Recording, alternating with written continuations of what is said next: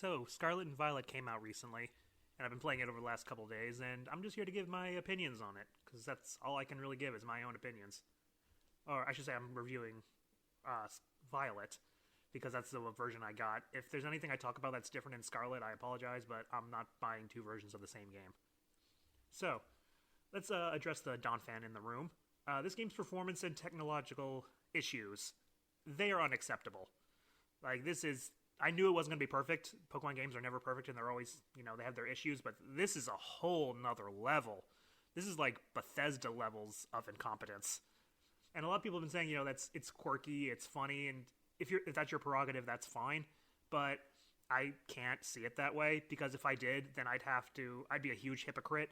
And a lot of people are being huge hypocrites, because these are the same people who criticize Sword and Shield, Brilliant Diamond, Shining Pearl, and Legends Arceus for the same things.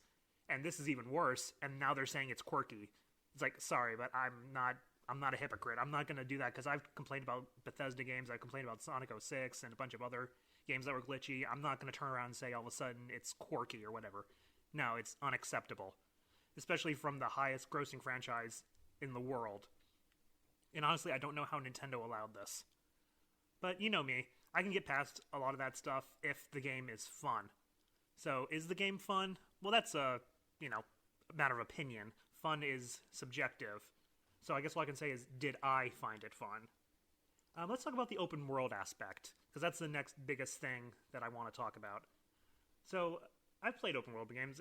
Breath of the Wild is one of my favorite games of all time, and that is I think the first time I really felt like I played a true open world experience. You can go anywhere you like, do whatever you like, and, all that stuff. Scarlet and Violet are not that. They are not an open world. At least not a true open world. You can't go wherever you want, whenever you want. There are progression blockers. Your ride Pokemon can't go anywhere right from the beginning. You have to actually beat the Titan Pokemon to upgrade them. So here's the thing. I was going to do this fun thing. I thought this would be fun if I would do 3 separate files. One doing the gym challenge, the other doing the Titan, the other doing the Team Star thing. But then I quickly realized you can't do that because you will be stopped. Because you can't go anywhere without beating the Titans, because you need to upgrade your mount so it can go up walls, go over water, jump higher, and all that stuff, which you cannot go to a lot of places without that stuff. And even if you technically could, because I guess in a way you can, because people have found ways to glitch through them, which is not intentional, so I don't count it. But even if you could, you still can't get into certain places without beating Team Star, because they will block your progress like every other Pokemon game. I tried to go to the city with the water gym leader, only to find that I can't go there unless I beat the Dark Team Star member boss. So I'm like, wait, I thought this was an open world game. But no, as usual, Game Freak cannot stray away from their traditions. So that was kind of disappointing. You have more freedom than most games. I think this is the most freedom we've had since Gen 2, where you could face certain gym leaders in different orders. But of course, just like those games, that becomes a problem. Because if you do happen to go for one of the stronger ones, then by the time you go to the other ones, you're going to be way over-leveled. I was over-leveled for like every single gym leader in this game. I don't even know if I did them in the right order. I don't even know if I did the Titan Pokemon or Team Star members in order either, because they were all freaking easy too. I mean, I know it's Pokemon, so I expected it to be easy, but the thing is, I couldn't even tell where I was supposed to go to get any sort of challenge, The Titan Pokemon don't even have levels. It just says their name. It doesn't say the levels. So I had no idea how strong they were. I was taking them out in 1 or 2 hits. And speaking of the Titan things, that was also kind of disappointing, because not only are they super easy, but even just doing their missions was kind of boring, because all you do is go to a location, you would easily see them because they're huge, and then battle them right away. They would run away and get this herb thing to power them up, and then you'd battle them again alongside your friends, so it's even more easy. So that was kind of disappointing. I was kind of expecting a bit more of a challenge. Even the Totem Pokemon from Sun and Moon were harder than this. And then let's talk about the Team Star things. Now, I will say the character design for all the Team Star bosses, they're great. I thought the gym leaders were kind of meh, with the exception of 1 or 2. But I remember the Team Star members. It seems like they put all their character design focus into those characters, because they're all memorable and they're all really great looking. But I don't like their missions very much. All you do is you have to defeat 30 other Pokemon in 10 minutes. But you do that by doing the new go battle mechanic. So you don't do anything. You just send them out and have your Pokemon just automatically defeat the others. So that's kind of boring. And then you face the Team Star leader, whose ace, quote unquote, Pokemon is their car. That weird car thing. And I'm like, that's kind of boring. And like I said, they're all super easy. I mean, maybe the last one, the fighting one, could have been a challenge if it actually focused on attacking me, but all it ever did was buff its stats. It, like, never attacked me. So I don't know if that was a quirk with the AI or what, but they were just not challenging whatsoever. And like I always said, the gym challenges weren't hard either, because by the time I did them, I was over-leveled. It may have been because I spent a lot of time exploring, because the best part of this game is exploring. I love exploring open worlds, finding Pokemon, finding items, and, all that good stuff. And once you fully upgrade your mount, it feels really good, Although it would have been great to have that from the beginning. Breath of the Wild gives you all the tools you need right from the beginning, and everything else you do from them is just, extra. Getting more health and stamina and all that stuff. But you can still technically go to the final boss and go anywhere you want right from the beginning. And I was kind of expecting something like that for this game, considering it was always touting it as an open world. Even Game Freak said you can do whatever you want and not be impeded by the story, but that was a huge lie. Okay, so what else we talk about? Battling, I guess. That's the thing. Gameplay. It's another Pokemon game. There's nothing to say here. There's really nothing that strays from the formula. I guess the new gimmick of that crystallizing thing or whatever, terrorizing, whatever, I don't care. I never used it. I totally forgot that was a thing in this game. Because even though the gym leaders and the major NPCs use it, it didn't really change anything because they just use the same type as their Pokemon, And even the gym leaders, which don't have any Pokemon from this region, which I always hate, it's Gen 2 all over again, kind of, where half the gym leaders didn't even have Pokemon from that region as their ace, or sometimes even on their team at all.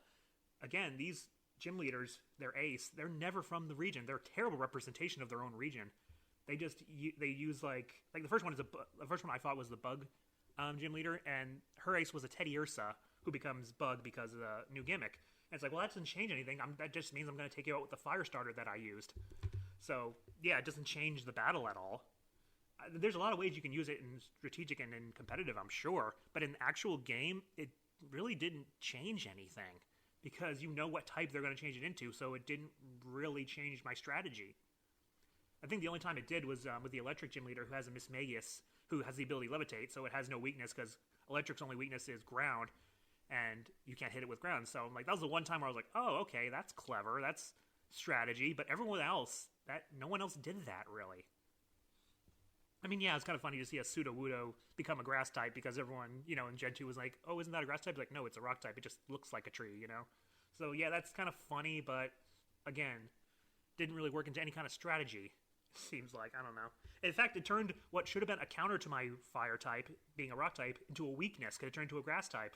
So it shouldn't have used that gimmick anyway. I don't know. It's just, like I said, it feels like a waste, and I never used it. Let's talk about some other small things. Your rival, I like the memes that came out about your rival being so battle obsessed because she is. I like her character design. I like her spunky attitude, but you know how Hop was super annoying? I think she has the opposite problem here. She doesn't add anything to the story. You only see her, when you go in and out of gyms most of the time. And at the very end, where all your allies come together in the very end, she seems to have the least reason to be there. Like, you need Penny there because she's a whiz kid and she can hack stuff. So you needed someone with brains. You needed that other guy who was helping you take down the Titan Pokemon because he has a relationship with the professor who's called you all there. But your rival doesn't seem to need to be there, except that she's your rival, And Pokemon can't let go of this tradition of having a rival. I think the rival and the evil team is something they need to do away with. Like, even though I like the evil team storyline in this game, it was actually pretty good. I think they've done everything they can with the quote-unquote evil team. It's nice that there actually wasn't an evil, organization in this one. That was kind of nice. So they can kind of break away from tradition, but not fully. But anyway, yeah, the evil team members and the rival, they need to stop. They've done everything they can with it. It's just not interesting anymore. And again, your rival is a friendly rival, and I know a lot of people don't like the friendly rivals. I'm okay with it as long as they do something interesting with them, but they never do. I think the real problem with the friendly rivals is not that they're friendly or anything, they're just not interesting. They could be. I mean, Hop was a huge missed opportunity, but he ended up being the most annoying rival in history. So it's just like Pokemon just doesn't know how to write these characters. That's the main problem, I think. Alright, let's talk about the raids, the crystallized raids. They're definitely a step up from the Dynamax raids. The Dynamax raids in Sword and Shield were really boring, they were really slow. These are way faster and way better. So that's good. That's a step up. Unfortunately, there still comes with some of the same problems that I can't connect to people, and people seem to have trouble connecting to me. So that's still very annoying. You know, typical Pokemon, one step forward, two steps back. But I guess overall they are better. You know, they're at least faster. That's good. Even the battling normally is a bit faster in some areas, though it still can be pretty slow if a lot of abilities and other stuff are going off. But it's a bit better. But here's the real problem. Even if the game ran perfectly, I don't think I'd have any more fun, because Legends Arceus has ruined me. Like, Legends Arceus was so fresh and fun, you know, going around a big open map, and, you know, sure, it wasn't an open world, but neither is this.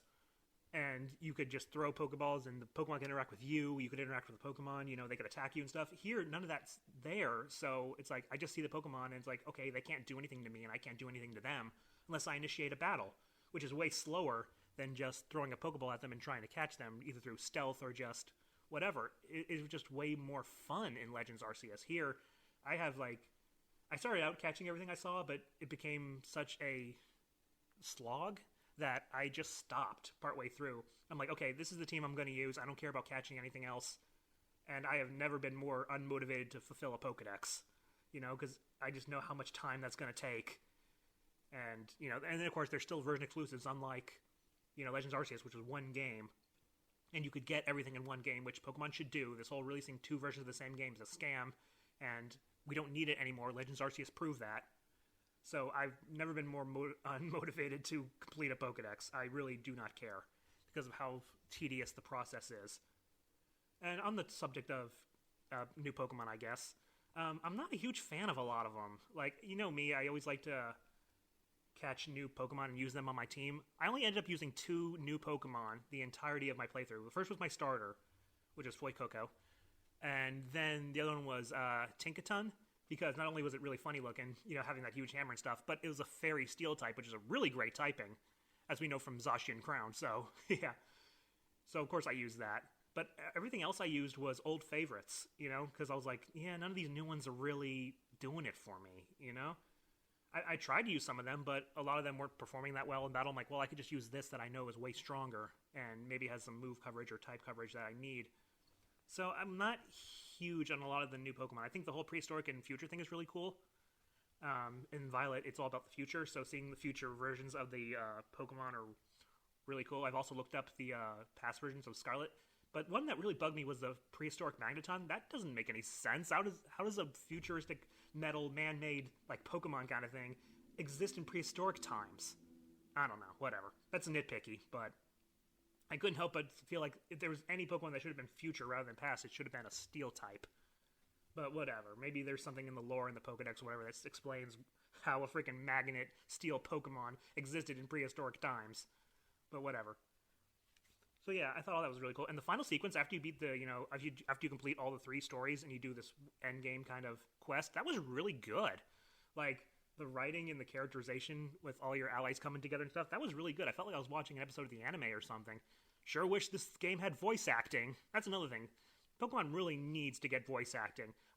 First of all, I didn't want to have to read all that stuff because a lot of stuff was going on while you were playing, so it was distracting to look down there and try to read the subtitles, and they didn't stay on screen for very long. I couldn't even read them all before they went to the next thing, and I'm a pretty fast reader, but even I couldn't read them, you know, fast enough. So, you know what would solve that? Voice acting. It would also give a lot of character to all these, you know, characters. Since this Team Star thing and the whole final sequence were 2 segments that I really, really liked, I also really liked that the guy you're going along with, the Titan Pokemon, is trying to do all this to, you know, help his dying dog. That got me, you know? That was nice. You know, it would have been so much more impactful if we had good voice acting. Because that's the thing, you can't just have voice acting, it needs to be good voice acting. You know, you need to get really good people to do this. But if they got that, man, would the story have been way better than it was. Because I still like the whole final sequence, it was great, but, and again, that's a low bar for Pokemon, I know. But if there was voice acting and they got really good voice acting, it would be so much more memorable and so much more better. So overall, I have mixed feelings on this game. You know, I think the best thing I can say about it is it's another Pokemon game. And I do like Pokemon, but like I said, Legends Arceus has ruined me. It spoiled me, and I want more Legends Arceus. I don't want more of this. I was afraid that I wouldn't be able to go back to the old school, way of playing Pokemon after Legends Arceus, and I was right. But that's just me. I know a lot of people didn't like Arceus' thing and they prefer the, old one. And I hope they make more Legends-like games. But yeah, I'm just not big on this anymore. I mean, yeah, the technical problems and performance problems didn't help. Again, I could look past that if I was having fun. But since I wasn't really having a ton of fun, because it wasn't as good as Legends Arceus for me, it I don't know, guys. It's just not my thing anymore. Pokemon really needs to step up their game, but they rush these things out so much that they never reach their full potential. Once again, this is another game with so much potential, because there's a good game in here. I can see it. The building blocks are all there. They've always been there with Pokemon, but they never come to fruition. They never reach that potential because they're always so rushed. And it's becoming more and more obvious with every game. Look at what we've gotten recently. We got Sword and Shield, which obviously had its technical problems. Everyone was pointing them out, and before launch even. Then you got Brilliant Diamond and Shining Pearl, which was just a buggy mess. Which at the very least, there was at least some leeway because it was made by a company who never made a game before, which was a stupid decision on the Pokemon Company's part. But still. And then you got this, which is a buggy, broken mess made by Game Freak. It's like, it's come full circle almost. It's like, they just keep getting worse and worse. And they're not, these new innovations, these new gimmicks, they're not doing anything. Legends Arceus was not a gimmick. Like, it was a whole overhaul. It wasn't one gimmick or two gimmicks that slightly changed things, maybe a little, sometimes not even for the better. Legends Arceus was just a full overhaul. It was a completely different game, and that's why it was so good. That's why it was so fresh and new, and it felt like it actually evolved, whereas these new games, they have not evolved whatsoever. The open world thing didn't really work out because Pokemon still clings to this whole railroading a player into certain things because, that's what Game Freak does, because the levels of the wild Pokemon and the gym leaders don't scale, again, so you can't, even if you wanted to go to the 8th gym leader, you're just going to get destroyed, Whereas at least in Breath of the Wild, if you were good enough, you could take on the high-level enemies, because you could it wasn't an RPG where there's levels and all this other stuff. You could, beat the enemies if you were just good enough at the game. Here, you can't do that. You're just going to get destroyed because you're going to be out-leveled and everything. So it's just not really, it doesn't feel like a true open world. And the whole crystallizing thing didn't really help anything. The Dynamaxing and the Z moves and all the other stuff, they're gimmicks. They're just gimmicks. They don't work, and they go away the next time a game comes out, so it doesn't matter if they were good or not. It's just, like I said, it's frustrating. It's very frustrating. Did I have some fun with this game? Sure. It's always fun to go around searching a new Pokemon world, and I did like some of the story elements and some of the characters and all that good stuff, but at the end of the day, it's just a Pokemon game, just another one. And that's all I can really say about it. A lot of people are having fun with it. That's great. I'm glad a lot of people are enjoying it. A lot of people not enjoying it so much. That's fine too. It is what it is. I feel like, I'm a slave to the Pokemon workforce. I just want to play these games. I want to see if they will evolve. There's some good stuff there. You make some good memories. I wish I had friends to play this with. Maybe that would have helped. But I don't know. The game can barely run while one player is playing it. I don't know about the others. But yeah. So tell me what you think about the new games, and I'll see you next time.